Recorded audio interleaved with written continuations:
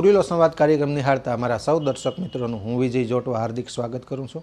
સુરીલા સંવાદ કાર્યક્રમ અંતર્ગત એવા એક વિશિષ્ટ વ્યક્તિને મળવું છે, કવિ દાદ બાપુ, કે જેમણે લોકસંગીત તો ખરું જ, પરંતુ લોકસંગીતના પાયાના પથ્થરરૂપી અનેક રચનાઓ આપણને આપી છે।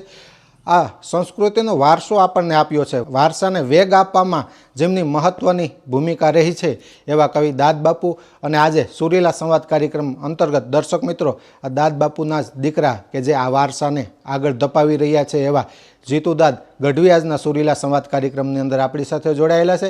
જીતુદાદ, ખૂબ ખૂબ સુરીલા સંવાદ કાર્યક્રમની અંદર આપનું સ્વાગત કરું છું। ધન્યવાદ ધન્યવાદ।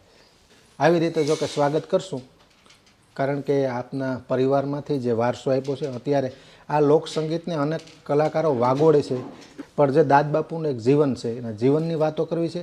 તમારું બાળપણ જે પરિસ્થિતિમાં પસાર થયું, એક કલાનો વારસો મળતો હશે તમને, લેખન હોય, ગાયકી હોય, તો બાળપણ, તમારા બાળપણથી શરૂઆત કરી કે ત્યારે દાદ બાપુ જે રચના લખતા, તમારે કેવું જીવન હતું, તમને કેવી રીતે વારસો મળતો, આવી રીતે વાતોથી શરૂઆત કરીએ।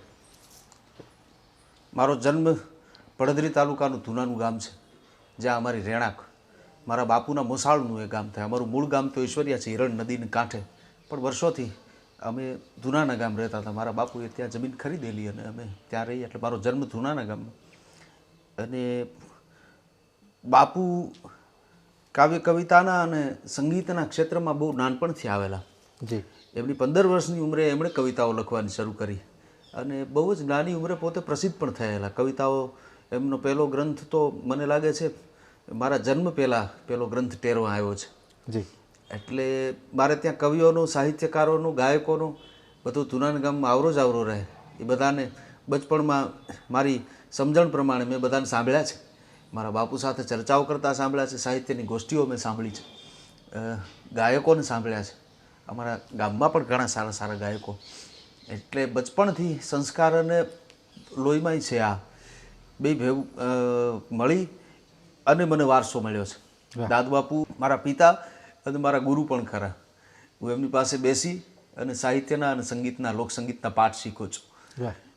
બાળપણમાં તો અમારું ગઢવીનું ગામ એટલે એમ કહેવાય કે ચારણો છે એ વાતો જ કવિતામાં કરે, એટલે કવિતા નવાય નહીં, કવિતાની એને કોઈ નવાય નહીં। કાવ્ય કવિતા અને સંગીત આ એને વારસામાં જ મળેલું છે, એટલે અમે બચપણથી બહુ સાહિત્ય અને સંગીતના વાતાવરણમાં ઉછર્યા છીએ અને બાપુનો વારસો છે।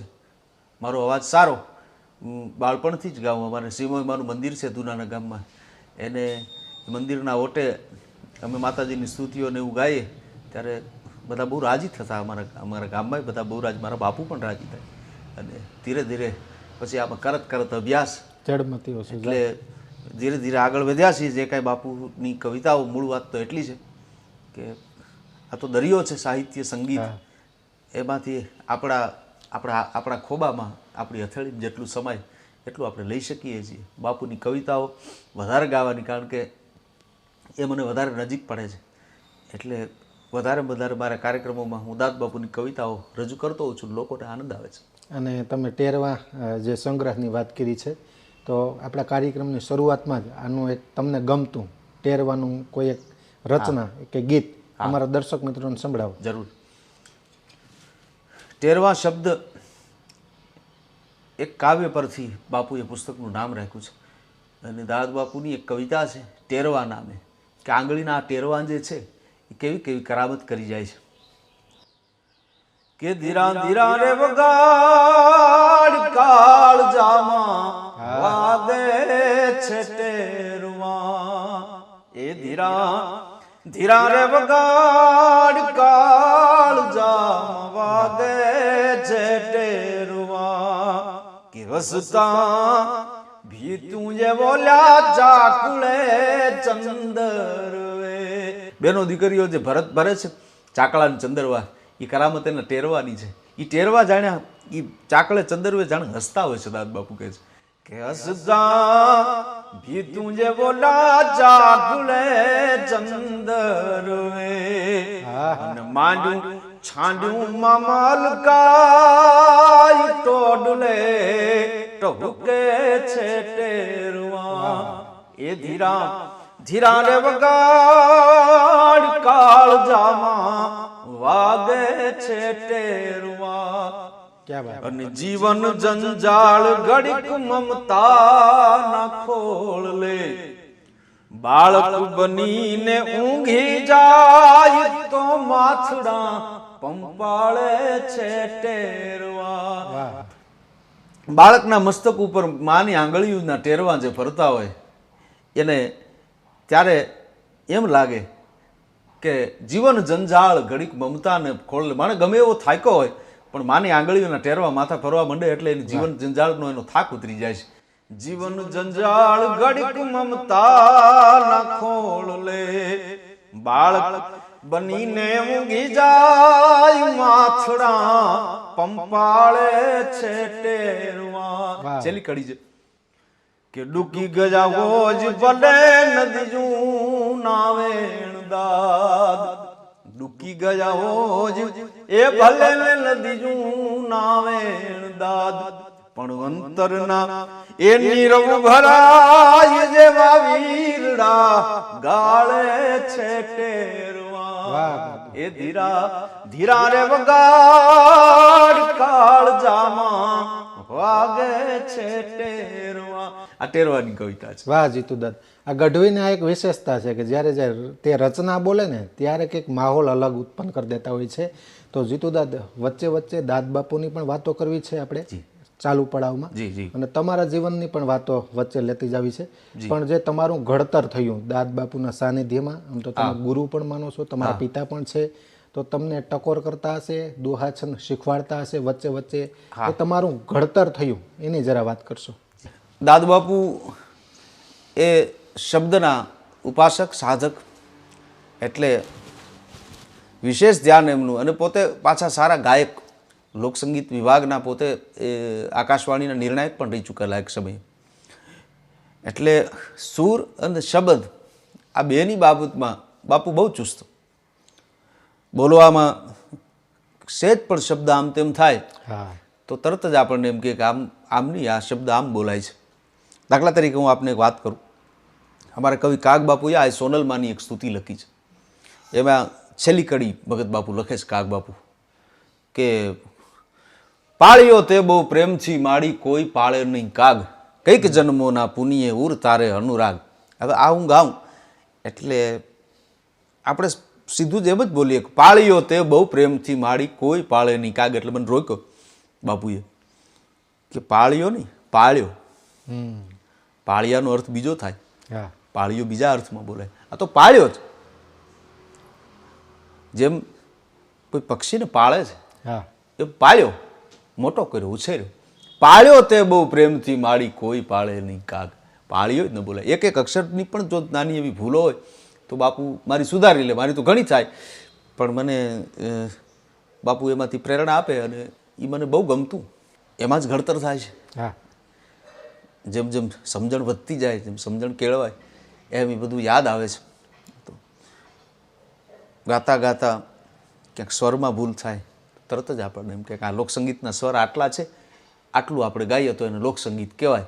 પછી એનાથી બહારનું ગાવતો હોય તો સંગીત તો દરિયો છે. એમાં કે લોકડાળમાં બાપુ એવો આગ્રહ રાખે કે લોકડાળના ગીતો તમે જ્યારે ગાવ છો ત્યારે લોકસંગીતના સ્વરો જ એમાં હોવા જોઈએ. એમાં તમે બીજા વેરિએશનો ક્લાસિકલ કે સેમી ક્લાસિકલના કે લાવો એટલે એમાં લોકસંગીત રહેતું નથી. દાખલા તરીકે હું તમને કહું કે આપણે ત્યાં હેમુભાઈનું ગાયેલું એક લોકગીત છે, અમે મયારા રે ગોકુળ ગામના. તો એને એક લોકસંગીતના સ્વર સાથે જ અંબાએ ગાયું છે. હેમભાઈ પણ પોતે સંગીતના બહુ જાણકાર હતા કે તારે તો એમાં વેરિએશન ઘણા લાવી શકે, ઘણું બધું કરી શકે, પણ એમણે લોકસંગીતને બહુ છેડછાડ નથી કરી. એને એના મૂળભૂત સ્વભાવને એને રહેવા દીધો. અમે મયારા રે ગોકુળ ગામના, એ મારે મહીવે જુવાને જાવા મયારા રે ગોકુળ ગામના. આ એનો મૂળભૂત સ્વભાવ લોકસંગીતનો. હવે મને સંગીતની થોડી ઘણી જાણકારી આવી ગઈ હોય દાખલા તરીકે, તો હું એમાં મારી જાણકારીઓ દેખાડવા માટેથી અને ગીતને આડું અવળું કરું ત્યારે એ લોકસંગીતની આપણે સેવા નથી કરતા એવું બાપુ મને કહેતા. દાખલા તરીકે પછી હું એને એમ ગાઉં, અમે મયારા રે ગોકુળ ગામના મારે મહી વેચવાને જા મયારા બધું છે ખરું. હા. પણ મૂળભૂત લોકસંગીતને તમે અન્યાય કરો છો કે જે મૂળભૂત સ્વભાવ છે લોકસંગીત જ્યારે ગવાય છે ત્યારે એને આડું કરીને ગાવું ન જોઈએ, એના મૂળ સ્વરમાં ગાવું જોઈએ. જી, ટૂંકમાં ટૂંકી પ્રસિદ્ધિ માટે તેના સ્વરૂપમાં ફેરફાર કરવો સ્વરૂપમાં યોગ્ય ફેરફાર ન નથી. કરવો. એમાં સંસ્કૃતિને હાનિ થાય છે, આપણા સંગીતને હાનિ સંગીતને થાય હાનિ થાય છે. દાદ બાપુની વાત આગળ ધપાવી રહ્યા છો ત્યારે જી જીતુદાદ, ખાસ કરીને આ ટેરવા છે, જી સ્વાભાવિક છે કે હું કોઈ પણ સુરીલો સંવાદ કરું તો પુસ્તકની વાત હોય ને એટલે અનેક કોમેન્ટ કરતા હોય, મને કોન્ટેક કરતા હોય છે. આ પુસ્તકની વાત કરવી છે. જોકે આનો કોઈ પ્રચાર કરવો કે કોમર્શિયલ વાત નથી કરતો, પણ ખાસ કરીને દર્શક મિત્રો માટે અમુકને જરૂરિયાત હોય તો ડીડી ભારતી કોઈ જાહેરાત નથી કરતું પુસ્તકની, પણ આ મહત્ત્વનો આપણો વારસો છે, આપણી સંસ્કૃતિ છે અને લોકોને જરૂરિયાત હશે. અનેક કલાકારો તો છે, અનેક કલાકારો પાસે છે પણ આ એ પણ મેં જોયું, અનેકને મેળવવાની તમન્ના હશે. વચ્ચે વાત લઈ લઉં તો એ ક્યાંથી મળે અને આ ટેરવા વિશે થોડી વાત કરશો. ટેરવા પુસ્તક આ દાદ બાપુનું એમના જીવનના લગભગ મોટા ભાગના કાવ્યોનો આ સંગ્રહ છે. એમણે અલગ અલગ 8 પુસ્તકો સમયાંતરે લખ્યા અને કાવ્ય કવિતાને આપ્યા. પછી બધા જ કાવ્યોને એક જ પુસ્તકમાં સમાવી લેવાનો એક વિચાર અમારા એક મિત્રે આપ્યો અને એ આપણે છપાયું. આ પ્રવીણ પ્રકાશન છે રાજકોટમાં, જી એમણે આનું પ્રકાશન કર્યું છે. પણ 600 પાનાનું પુસ્તક છે આ. જી જી. અને ઘણી બધી રચનાઓ છે આમાં. એમાં ટેરવા ભાગ 1, 2, 3 ને 4 એ સંયુક્ત છે. 4 ભાગ ટેરવાના છે કાવ્યોના. પછી ખોડિયાર બાવની છે જે ગાગડિયાનો ધરો છે અમારે હિરણ નદીને કાંઠે, ત્યાં બેસી અને બાપુએ 1 આસ અને 52 દુહા લખ્યા અને માતાજીની ચરજો લખી. એ ખોડિયાર બાવની એમાં છે, સુદામા ચરિત્ર એમાં છે, કૃષ્ણ છંદાવલી એમાં છે, રામ નામ બારાક્ષરી છે. બાંગ્લાદેશનું જ્યારે વિભાજન થયું એ વખતે બંગાળ બાવની બાપુએ લખેલી અને એની જે તે સરકારે 1,00,000 નકલો છપાવેલી. બંગાળના પીડિતોના 52 દુહા લખેલા અને એની 1,00,000 નકલ છપાયેલી અને એ 1,00,000 નકલ પછી વિતરણ થયેલી. એની જે રકમ એકત્રિત થઈ એ વખતે એ બધી જ રકમ બાંગ્લાદેશના પીડિતોના ફાળામાં દાદ બાપુએ આપી દીધેલી. એ બંગાળ બાવની પણ આમાં છે. રામનામ બારાક્ષરી મેં આપને કીધું એ પણ આમાં છે. પછી ગાંધી સત અવતાર બાપુનું એક પુસ્તક છે કે ગાંધી સત અવતાર, ગાંધીજીના એને 100 દુહાઓ લખ્યા છે. 111 દુહા છે ગાંધીજીના. એ પુસ્તક બધા જ કાવ્યો આમાં ટેરવામાં દાદ બાપુની કલમે લખાયેલા. મોટા ભાગના કાવ્યો, થોડા ઘણા રહી ગયા છે, બાકી મોટા ભાગના એમને ગઝલો લખી છે. એમણે સાહિત્યના બધા જ પાસાઓ દાદ બાપુએ લગભગ દાદ બાપુની કવિતામાં પ્રયોજાયા છે. કોઈ વિષય બાકી નથી, બધા જ વિષયો પર કવિતાઓ લખાય છે. એ બધી જ કવિતાઓ આ ટેરવામાં છે. વાહ વાહ. એટલે રાજકોટ પ્રવીણ પ્રકાશનમાંથી મળી શકે બરાબર ને. અત્યારે 1-2 એવી રચના કે આજના યુવાનોને પ્રેરણા આપતી હોય એવી આમાં અનેક રચનાઓ હશે. તો એવી 1-2 કડી સાંભળવી છે મારે ને આમાં પુસ્તકોમાં પણ હશે, તો એની એક ટૂંકમાં વાત કરશો. ઈશ્વર પાસે આપણી અપેક્ષાઓ ઘણી હોય છે વિજયભાઈ, એમ ઈશ્વરની પણ માણસ પાસે કંઈક અપેક્ષા હોય છે. દાદ બાપુએ એવી કવિતા લખી છે કે એ માનવ યુવાનો માટે લખી છે. એમાં કૃષ્ણ ઉવાચ એવું એનું શીર્ષક છે કે યુવાનોએ એના જીવનમાં કંઈક કરી બતાવવા માટે થોડું ઘટીને આવવું જોઈએ, જે ક્ષેત્રમાં આવે એ ક્ષેત્રમાં. એવી એક કવિતા દાદ બાપુની આ ટેરવામાં છે કે એક રંગો નહીં તું રંગ પલટીને આવ. એક રંગો નહીં તું રંગ પલટીને આવ. અરે તને માનવ ઘડ્યો છે, જરા હટીને આવ. માણસ છો, ઈશ્વર કહે છે કે તું માણસ જેવું સર્જન છો, તો થોડોક કંઈક ડોખો પડ્યો. એક રંગો નહીં તું રંગ પલટીને આવ. તને માનવ ઘડ્યો છે, જરા હટીને આવ. અને ચીલામાં ને ચીલામાં તો પૈડા હાલે. પૈડાનો સ્વભાવ છે, ચીલામાં જ હાલે છે. ચોક્કસ. ચીલામાં ને ચીલામાં તો પૈડા ચાલે. અરે તું ચેતક છો, જરા આડો ફંટીને આવ. એ ચેતક જેમ આડો ફંટીને આવ્યો છે. કથા તો આપને ખબર છે મહારાણા પ્રતાપની. જાતો તો આમ હાથીની અંબાડી ઉપર ચેતક, અને એમાં એક સૈનિક છે એ જરાક 2 શબ્દો આમ તેમ બોલ્યો અને પછી આમ આડો ફંટાણો અને એના ઉપર ઘા કર્યો. એટલે ચેતક પોતાના માલિક વિશે બોલાયેલા એક પણ શબ્દને સહન ન કરી શક્યો અને સીધો ફંટાણો. એટલે અશ્વ તો ઘણાય થયા આ દુનિયામાં, પણ ચેતક છે એ હજી અમર બની ગયો છે. આડો ફંટાણો છે, થોડોક હટ્યો છે. એક રંગો નહીં તું રંગ પલટીને આવ, તને માનવ ઘડ્યો છે જરા હટીને આવ, ચીલામાં ને ચીલામાં તો પૈડા ચાલે, અરે તું ચેતક છો જરા આડો ફંટીને આવ, વાત અમર પદની નહીં હવે કોક વિરલ પદની માંડ, યુગ નવતર છે તો નવતર ચારણ બનીને આવ, તને માનવ ઘડ્યો છે જરા હટીને આવ, મોતી ચોકમાં પડ્યું છે છુપાયું નથી, ઈશ્વર કે કોઈ રહસ્ય એવું નથી કે મેં તમને કીધું ન હોય, મોતી ચોકમાં પડ્યું છે છુપાયું નથી, દાદ કે હાચો હો તો હાચ વાટીને આવ, તને માનવ ઘડ્યો છે જરા હટીને આવ. એવી ગઝલો પણ આમાં છે. અમે બોલીએ છીએ આ ડાયરામાં કે એક વિચાર અને દ્રષ્ટિકોણ માણસના જેટલા ઊંચા હોય છે એની નજરમાં બધું સારું શુભ જ દેખાય છે, અને એની એક ઊંચાઈથી નીચેના વિચારો એને આવતા જ નથી, કારણ કે એને ઈશ્વરે એ હાઇટ આપી છે. એની એક કવિતા 2-3 કડી તમને કહું, પછી આપણે વાત આગળ વધારી. તમે જે જોવો છો અમે તો એ જ જોઈએ છીએ. કવિ એમ કહે છે, કવિની દ્રષ્ટિ એવી છે કે અમને જગતમાં એવું જ દેખાય છે કે માનવી મીઠડા મનના મોળા નથી જોયા. અમે આ દુનિયાના શ્રેષ્ઠ માણસોને અમારી નજર સામેથી પસાર થતા જોયા છે. માનવી મીઠડા મનના અમે મોળા નથી જોયા, પાણી શુદ્ધ જોયા છે ડોળા નથી જોયા. અને મળે એકાદ તો ક્યાંક મળી જાય જવલ્લે, પણ વનોવન કસ્તુરી મૃગના કાંઈ ટોળા નથી જોયા. અને સંઘરે ઝેર અને અમૃત બેયને, સંઘરે ઝેર અને અમૃત બેયને, દાદ દિલ દરિયા જેવા કોઈના પોળા નથી જોયા. એ આ દાદ બાપુની કવિતાઓ છે. આ ટેરવામાં કે દાદ બાપુનો કંઈ ભાવ હશે કે આવી રીતે મારી રચના રજૂ થવી જોઈએ, તે વારસો તમે જાળ્યો છે જીતુદાદ. વચ્ચે મારે વાત એ કરવી છે, ખાસ કરીને આજે અનેક કલાકારો દાદ બાપુની રચના બોલી અને રોજીરોટી મેળવતા હોય છે. આ જે કલાકારો રચના બોલે અનેક કલાકારો, એ બાબતે તમે શું માનો? હું તો કવિનો પુત્ર છું, દાદ બાપુનો પુત્ર છું, કવિ નથી. પણ જ્યારે હું મારા બાપુની વાત કરું કે જ્યારે એમની કવિતા કોઈ સારી રીતે રજૂ કરે ત્યારે બાપુ બહુ રાજી થાય, કારણ કે કવિતાને યોગ્ય રીતે રજૂ કરે કોઈ ગાયક, કોઈ વક્તા, કોઈ સાહિત્યકાર, ત્યારે એમને બહુ રાજીપો થાય.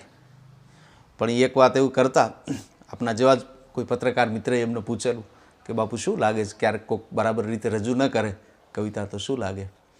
એટલે એમણે એમ કીધું કે માં ભાળતી હોય એમ કોઈ એના બાળકને મારે, અને જેટલી પીડા માને થાય છે એટલી જ પીડા કવિને કોઈ એની કવિતાને ખરાબ રીતે રજૂ કરે ને ત્યારે થાય છે.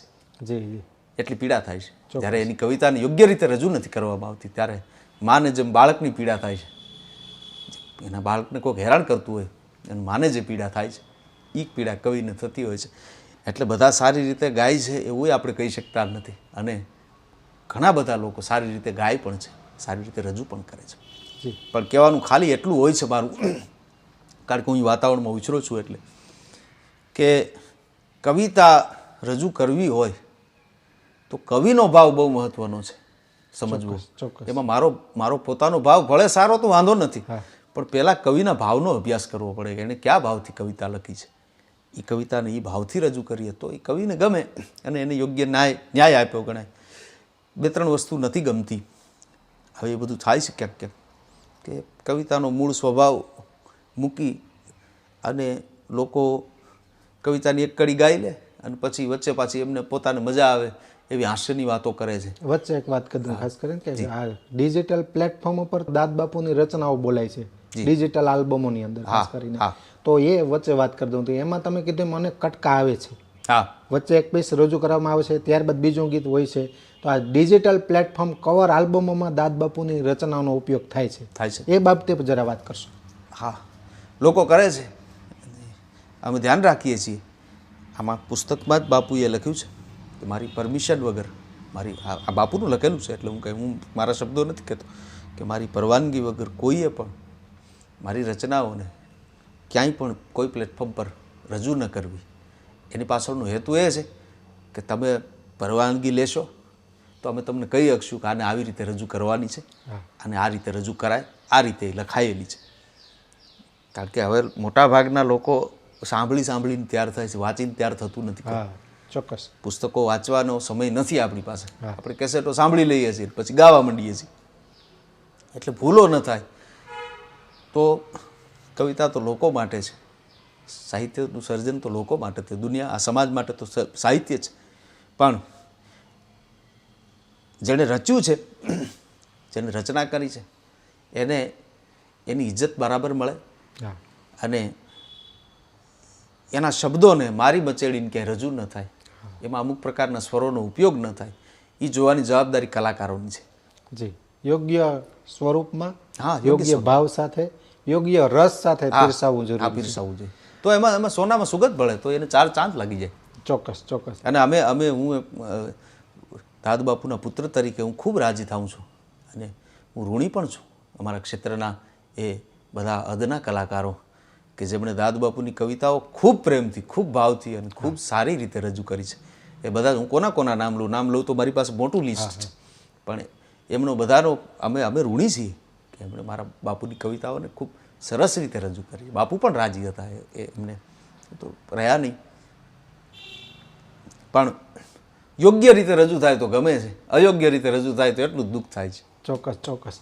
તમે દાદ બાપુની વાત કરી છે, તમારા જીવનની પણ વાતો કરી છે, ટેરવા પુસ્તકની વાતો કરી છે અને માર્મિક વાતો પણ કરેલી. છતાં એવું બનતું હોય આપના તરફથી કોઈ સંદેશો હોય, દાદ બાપુ તરફથી કોઈ સંદેશો હોય, આપની પાસે સમય છે, આપ તમે તો બહુ સરસ રીતે કલાકારોની સાથે વાતચીત કરો છો. હું તમારો કાર્યક્રમ જોઉં છું અને રાજી થાઉં છું કે કલાકારના હૃદયમાં પડેલી વાતો બહાર આવે અને લોકો સુધી પહોંચે. આ બહુ જરૂરી છે. એટલે એક સારું કામ તમે કરો છો, તમને પણ ધન્યવાદ આપું છું. અને વાતો તો બધી જે છે એ આ સાહિત્યની જ વાતો છે, સંગીતની જ વાતો છે. હું કાંઈ બહુ ઝાઝો અભ્યાસી માણસ નથી, મેં કોઈ બહુ ઝાઝા ગ્રંથો વાંચ્યા નથી કે હું કોઈ ઝાઝા પુસ્તકો જોઈ શક્યો નથી. મારી પાસે આ એક પુસ્તક છે ટેરવા, આ જોયું છે અને આને બરાબર જોવાનો પ્રયત્ન કરું છું. આમાંથી હજી જ્યારે આના પાના ખોલું છું, જે કવિતા મળે છે એમાંથી કાંઈક નવું મળે છે અને હું ગાયા કરું છું. એટલે કોઈ સંદેશ તો શું આપીએ આપણે લોકોને, કંઈ આપણે કહી શકીએ એવું તો આપણી પાસે કાંઈ છે નહીં. પણ છતાંય આપણો વારસો અને આપણી પરંપરા એનું જતન માણસે કરવું જોઈએ, કારણ કે આ ઉજ્જવળ વારસો છે. આપણી પરંપરા કોઈ જેવી તેવી પરંપરા નથી. આપણી પરંપરા બહુ ઉજ્જવળ છે. દરેક સમાજને પોતાનો ઇતિહાસ છે. નેક ટેક અને ધર્મની અહીંયા પાણે પાણે વાત. આ ઈ ભૂમિ છે, આપણે ઈ ભૂમિના સંતાન છીએ કે નેક ટેક અને ધર્મની અહીંયા પાણે પાણે વાત, સંત સુરાના બેસણા ઈ ધરતીની અમીરાત. આ અમીરાતવાળી ભૂમિના આપણે સંતાનો છીએ. મારા પ્રોગ્રામમાં વિજયભાઈ કાયમ કહું છું કે માણસને 2 વાતનું ગૌરવ હોવું જ જોઈએ. એક તો માણસને પોતાની ભૂમિનું ગૌરવ હોવું જોઈએ, ધરતીનું ગૌરવ હોવું જોઈએ, અને બીજું એને પોતાના સમાજનું ગૌરવ, જે સમાજનું એ સંતાન છે એનું એને ગૌરવ હોવું જોઈએ. એટલે બાપુએ પણ લખ્યું છે ભારતની વિરાસત માટે કે શબ્દ એક શોધો અને સંહિતા નીકળે, કૂવો જ્યાં ખોદો ત્યાં સરિતા નીકળે. અરે સાવ અલગ તાસીર છે આ ધરાની કે તમે મહાભારત વાવો અને ગીતા નીકળે. હજી ક્યાંક ધબકે છે લક્ષ્મણની રેખા કે રાવણો જ્યાંથી બીતા બીતા નીકળે અને જનક જેવો આવીને જો હળ હાંકે. તમે વિચાર તો કરો, જે રાજા છે એને હળ હાંકવાની જરૂર નથી, પણ રાજા શું કામ હળ હાંકે છે? જનક શું કામ હળ હાંકતો હશે? આપણે કલ્પના આવે, વિચાર આવે. તો ખેડૂતના અહેસાસને લેવા માટે થઈ અને રાજા હળ હાંકે છે કે આ મારા દેશના ખેડૂતને શું થાય છે, હળ હાંકે છે ત્યારે એની અનુભૂતિ, હું રાજા છું મારે કરવી જોઈએ. એવી અનુભૂતિવાળો રાજા જેથી હળ હાંકે ને તેથી સીતા જેવી દીકરીઓ છે એ ધરતીમાંથી પ્રગટ થાય છે. ચોક્કસ. એટલે જનક જેવો આવીને જો હળ હાંકે તો હજુ આ ધરતીમાંથી સીતા નીકળે. અને દત્ત યોગી જેવાની જો ફૂંક લાગે તો ધૂણા તપના હજી એ ધખીતા નીકળે. દાદ આ નગર આમ તો સાવ અજાણ્યું, દાદ આ નગર આમ તો સાવ અજાણ્યું, પણ કોક ખૂણે ક્યાંક ઓળખીતા નીકળે. આ દાદબાપુની કવિતા, એમાંથી જે પ્રેરણા લઈ શકો એટલી પ્રેરણા આમાં લેવા જેવી છે. આપ લઈ શકો તો લઈ શકાય છે. ધન્યવાદ જીતુ દાદા, અમારા સુરીલા સંવાદ કાર્યક્રમની અંદર આવ્યા. દાદ બાપુ સાથે સંકળાયેલા અનેક સ્મરણો, તમારા જીવનની વાતો, લોકસંગીતની વાતો કરી, પણ જતાં જતાં કોઈ એક દાદ બાપુની રચના સંભળાવી દો. જરૂર. એક દીકરીને બાપનો કાગળ છે. પુત્રી અને પિતાના સંબંધો અવર્ણનીય છે, એનું વર્ણન ન થઈ શકે. દીકરી સાસરે જાય ત્યારે પછી બાપને યાદ બહુ આવે છે. વિદાય વખતે તો બાપ રડે છે, એની કાળજાનો કટકો તો છે જ. હા, પણ વિદાય થઈ ગયા પછી બાપને દીકરી યાદ આવે છે, એટલે દીકરીને બાપ કાગળ લખવા બેસે છે. પિતા છે એ પુત્રીને પત્ર લખે છે. એની આ કવિતા છે. એની 2 લીટી આપને સંભળાવું કે મારા ફળિયાના એ વડલા કેરી ડાળે એક હિંચકો હીરલે ભર્યો, પંખીડા આવી આવીને ઉડી જાય, ટહુકો તારો સાંભળ્યો. બાપ એમ કહે છે કે મારા ફળિયાના એક વડલો છે ને, વડલે એક હિંચકો બાંધ્યો, જ્યાં તમે હિંચકતા હતા એ વડલે પંખી આવે છે તો ખરા, પણ તમે બોલતા નથી, તમને ફળિયામાં ભાળતા નથી, એટલે ટવકો નથી કરતા. તમારા ટવકાની પંખીને ટેવ પડી છે. પંખીડા આવીને ઉડી જાય, ટહુકો તારો સાંભળ્યો. એ બેની તારો બાપુ એવો ગાદ મેં ગુંજામાં ભરી રાખી જો રે. બાપ કહે છે કે ઈ જે દીકરીના મોઢેથી બાપુ બાપુ જે બોલાતું હોય છે, ઈ વાલું એટલું લાગે છે કે એ તો દીકરીનો બાપ હોય કલ્પી શકે છે કે એની દીકરી એને બાપુ બાપુ બોલાવતી હોય, એને અંદર એટલું વાલું લાગે છે, એને એટલું ગમે છે. ઈ અવાજને બાપ એમ કહે છે કે મેં મારી સ્મૃતિના ખીચામાં ભરી રાખ્યો છે. બેની તારો બાપુ એવો સાદ ગુંજામાં ભરી રાખી જો રે, અનજાર આવે છે તારી બહુ યાદ, તો છાનો રે છાનો ચાખી જો રે. પુરુષ છે ઈ જાહેરમાં રહી શકે ને, બહુ જાજુ એની વાતો ન કરી શકે, પણ હું છાનો દીકરી તારી યાદને ચાખી લઉં છું. છેલ્લી કડી છે, બાપુ લખે છે કે બેન તારી એટલી બધી છે ગરવાય, કે ગરવો ટૂંકો રે પડ્યો, એ તને સો સલામ મારા ફૂલ, તને સો સલામ મારા ફૂલ, તારી પાસે દાદ નાનો પડ્યો, ફળિયાના વડલા કેરી ડાળે એક હિંચકો હીરલે ભર્યો. વાહ. ગઢવી હોય, ચારણ હોય, આ એક વિશેષતા છે કે તમે ગાવ ને અથવા તમારી રચના બોલો એટલે કંઈક અલગ આનંદ આવે છે. આમ તો સમયની પાબંદી છે, બાકી એમ થાય કે હજુ વાતો કરીએ, સમયની જીતું પાબંદી છે. ફરીવાર કોઈ આગળના પડાવ સાથે આપણે જરૂર મળતા રહીશું. ધન્યવાદ. જય માતાજી. જય માતાજી.